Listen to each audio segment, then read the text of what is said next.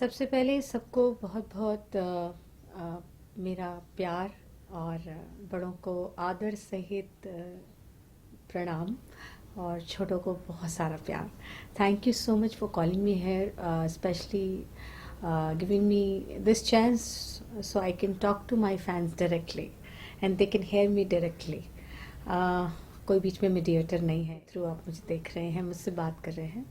मेरी journey definitely शुरू हुई जब मैं 8 साल की थी और मेरा जन्म जो है हरियाणा, इंडिया में हरियाणा एक प्रदेश है, उसमें मेरा जन्म हुआ फरीदाबाद शहर में। और एक 6 बहन भाइयों में मैं सबसे छोटी घर की लड़की हूँ। और मेरे माता पिता बहुत ही साधारण थे, जो कि अब सैडली वो मेरे साथ नहीं हैं। उनकी वो ईश्वर के पास हैं। उन्हीं के कह सकते हैं कि पालन पोषण में मेरी परवरिश हुई। और इसी वजह से मैंने अपनी शुरुआत जो है गाने की डिवोशनल कॉन्सर्ट के ज़रिए की।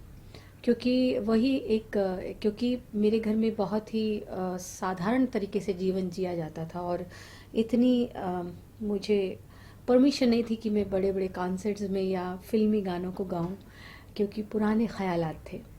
और मेरी इच्छा थी कि मैं हर तरह के गाने गाऊं, चाहे वो गज़ल हो, चाहे वो ठुमरी हो, चाहे वो फिल्म के गाने हो, और चाहे वो डिवोशनल हो, धार्मिक हो।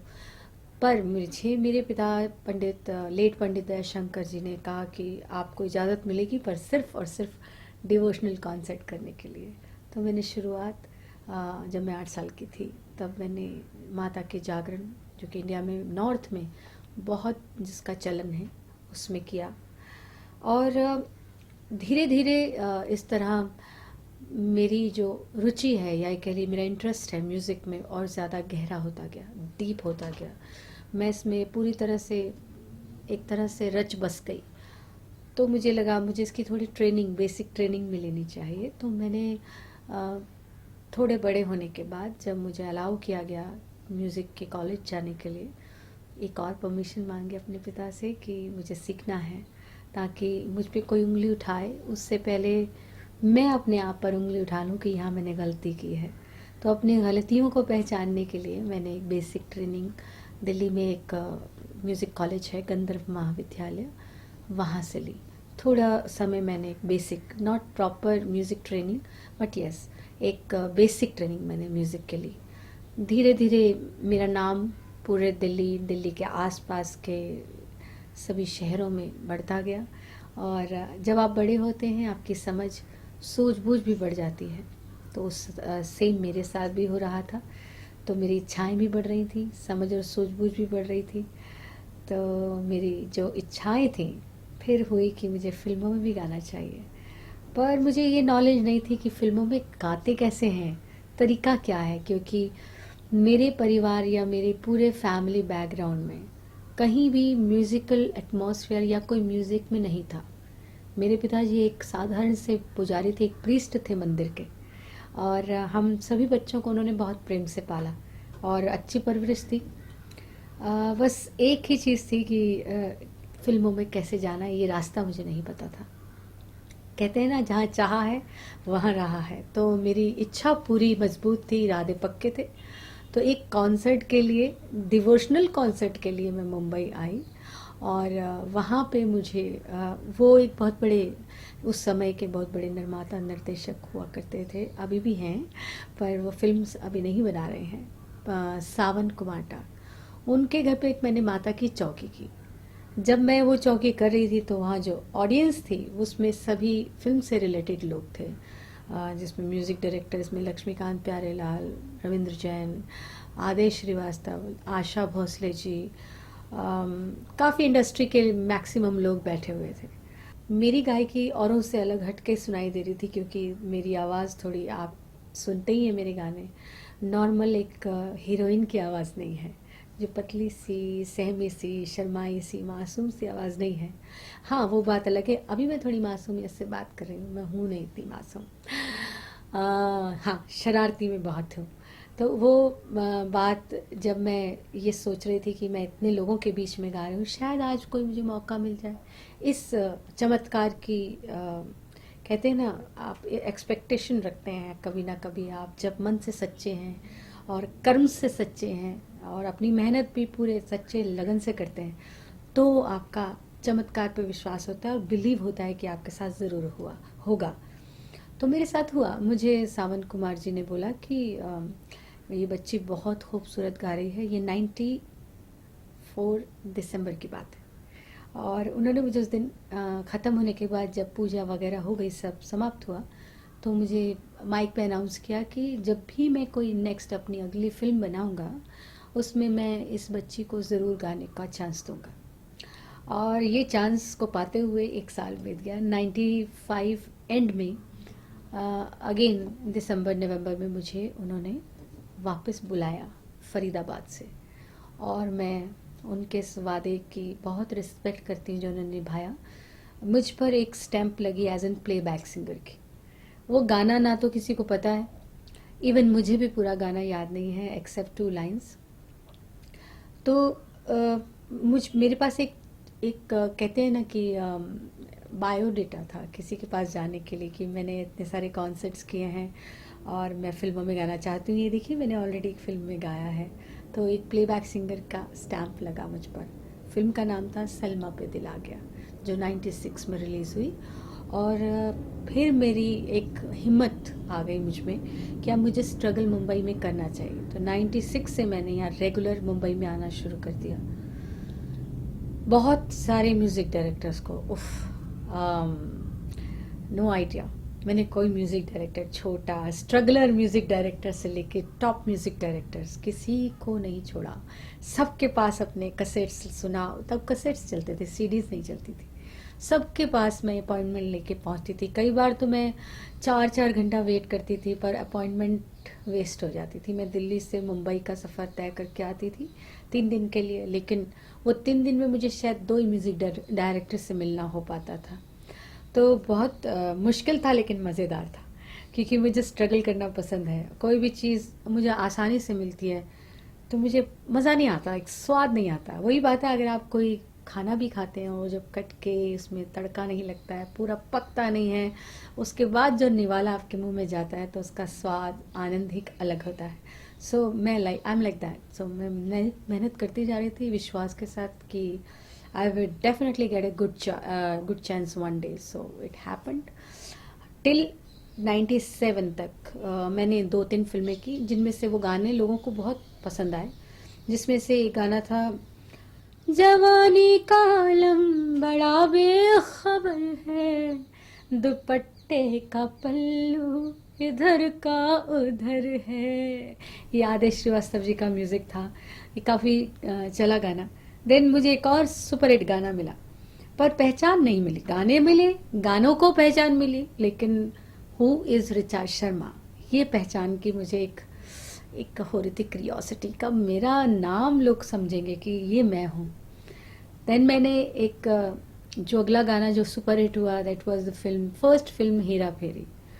उसका तुन तुनक तुन तुन तुनक तुन तुन तुनक तुन तुन, इसमें म्यूजिक ललित सेन और बाली सहगू का था। वो गाना भी काफ़ी ज़बरदस्त हिट रहा। लेकिन एक टीस थी कि नो, अभी नहीं, वो टाइम अभी भी नहीं आया जिसका मुझे वेट हो रहा है। बट कहते हैं अगेन, जहाँ चाह वहाँ रहा। मैं कॉन्सर्ट के लिए पंजाब गई हुई थी, तो सुखविंदर सिंह जो सिंगर हैं, उन्होंने मुझे बॉम्बे में, जब मैं सफ़र कर रही थी ये 2-3 साल, उन्होंने काफ़ी बार सुना था। उनके दिमाग में मेरी आवाज़ थी। फिल्म बन रही थी ताल, और उसके लिए उनको एक ऐसी आवाज़ की ज़रूरत थी। तो सुखविंदर सिंह ने मेरा नाम रिकमेंड किया सुभाष घई और the great musician A.R. Rahman साहब को। और लकीली उस दौरान मैं मुंबई में थी। मुझे रात के 12 साढ़े 12 मैसेज मिला कि they want me to sing their song, and I was like on high sky. मैं तो बस उड़ रही थी हवा में कि मुझे इतना बड़ा मौका मिला है। तो रात के 12:30-1 बजे मैं स्टूडियो में गई और मुझसे फर्स्ट क्वेश्चन किया गया कि आपका गला ठीक है, इतनी रात में आप गा सकती हैं? तो मेरा जवाब मालूम है क्या था? मैंने कहा मैं रात में भी बहुत अच्छा गाती हूँ, क्योंकि मैं शोज करती रहती हूँ, जागरण करती हूँ। ये सारा काम हम लोग जो कॉन्सर्ट्स हैं हमारे रात में ही होते हैं, दिन में हमारा एक बार को गला नहीं चलेगा। बट आर्टिस्ट जो होते हैं, सिंगर्स होते हैं, they perform always in nights, तो हमारे गले रात में खुल जाते हैं। तो I said I am perfectly fine, I am ready to rock. So they were very happy with this answer. तो कहते चलिए ठीक है। मैंने कहा but I have one demand. As a newcomer I was demanding, they were like surprise कि ये क्या फर्स्ट डे फर्स्ट शो में ये मैडम डिमांड करें। Demand was really small and demand was I need 1 cup of coffee.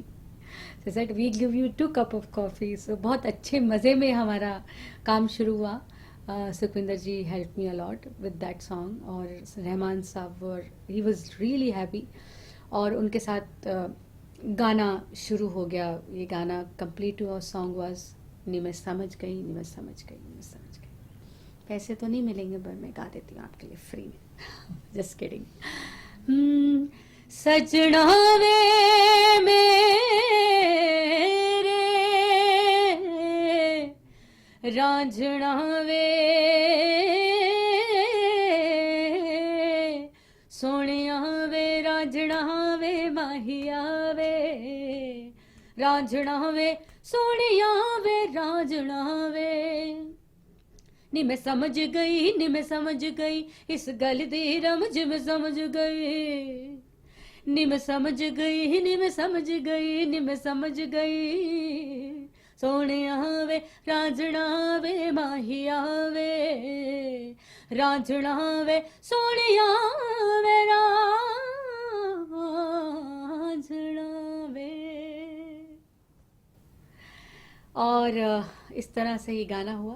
ताल मेरी ज़िंदगी में बहुत खूबसूरत मोड़ था, क्योंकि मुझे लग रहा था कि आज जो मेरे अंदर एक संगीत भरा हुआ है, कोई आया जिसने मेरे अंदर के उस जो एक असली ऋचा शर्मा की गायकी को बाहर निकाला। और मैं तरह तरह के गाने गा के खुश नहीं थी, गा पूरी आत्मीयता। मैंने आपको बोला कि मुझे हर काम करने में सच्चाई बहुत पसंद है, तो मैं इस गाने को वैसे उन गानों को जैसे गाया उसी सच्चाई से इस गाने को भी गाया। बट ये रियल ऋचा शर्मा का गाना था। और थैंक्स टू सुभाष भाई साहब, थैंक्स टू सुखविंदर, एंड सबसे ऊपर थैंक्स टू रहमान सर की बहुत खूबसूरती से उस गाने को उन्होंने मिक्स किया और मेरी आवाज़ को एक नया मकान दिया। मुकाम नहीं कह रही, मकान दिया, जिसमें मेरी वो आवाज़ रहने लग गई और लोगों को पता लग गया कि इस घर में ये आवाज़ रहती है। और लोग अब मुझे उसी घर में बुलाने आते हैं। नहीं तो मुझे बहुत सारी आवाज़ों में गाने के लिए कहा जाता था। कभी मुझे कहते थे ऐसे गाइए, कभी वैसे गाइए, कोई नहीं कहता था जैसी आप हैं वैसा गाइए। तो वो मकान मेरी आवाज़ को रहने के लिए फिल्म ताल से मिला, और थैंक्स टू रहमान सर। और उसके बाद एक और गाना मैंने आशा जी के साथ उसी फिल्म के लिए अकम्पनी किया, दैट वाज कहीं आग लगे लहरावे। पूरा फिल्म बैकग्राउंड में मेरी हर जगह आवाज़ को यूज़ किया गया। तो ताल was a milestone for me. It was a mind blowing moment. मेरी लाइफ का अलग मोड़ था। वहाँ से मेरी असली यात्रा, एक असली ऋचा शर्मा की यात्रा शुरू हो गई। फिर मुझे मेरे तरह के गाने मिलने लगे। बहुत सी फिल्में आई, बहुत से एप्रिसिएशंस मिले, दुआएं मिली, प्यार मिला, बहुत कॉन्सर्ट्स किए।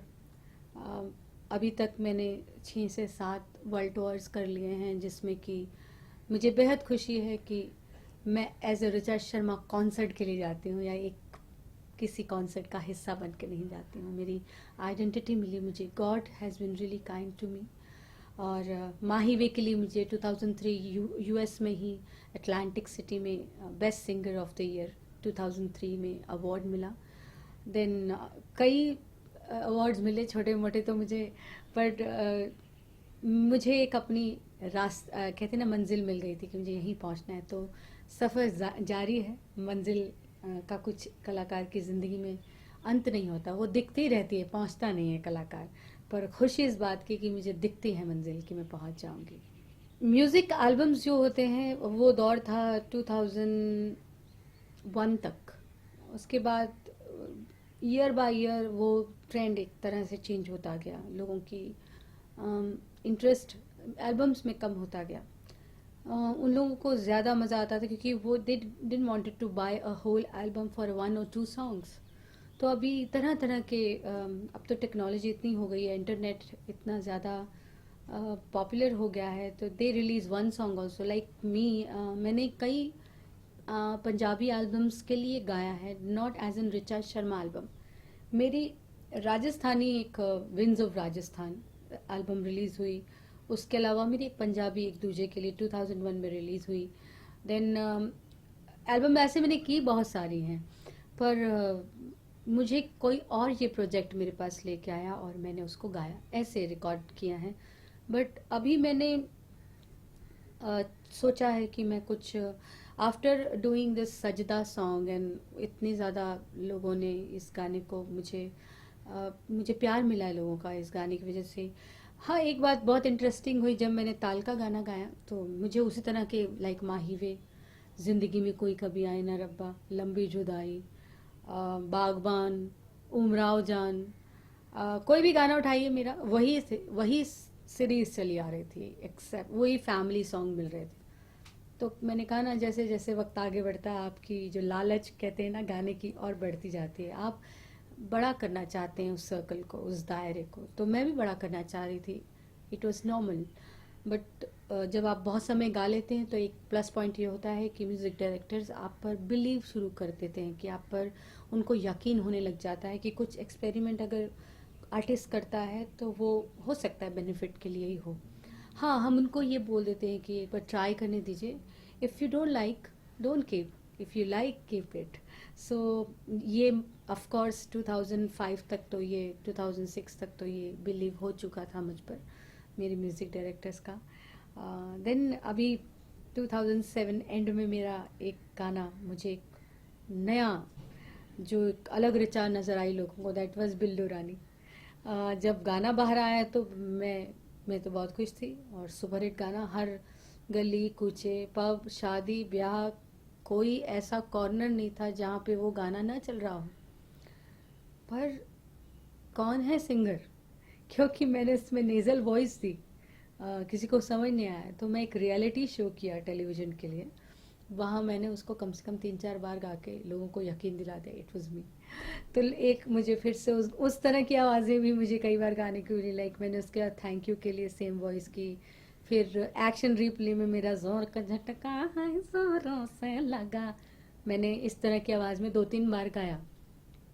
Then I said my music director, but बस अब और नहीं, ये नेजल वॉइस मैंने एक तड़का, एक हल्का सा छोटा सा एक स्पाइस डालने के लिए, एक चेंज, लोगों को मेरी वर्सेटैलिटी पता चले इसलिए किया है।